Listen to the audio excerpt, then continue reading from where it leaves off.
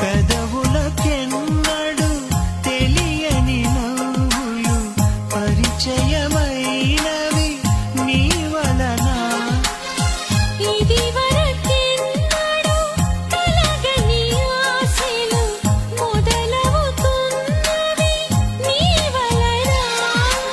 ఏమైందో ఏమో నిజంగా, లోకం మారిందో ఏమో కొత్తగా.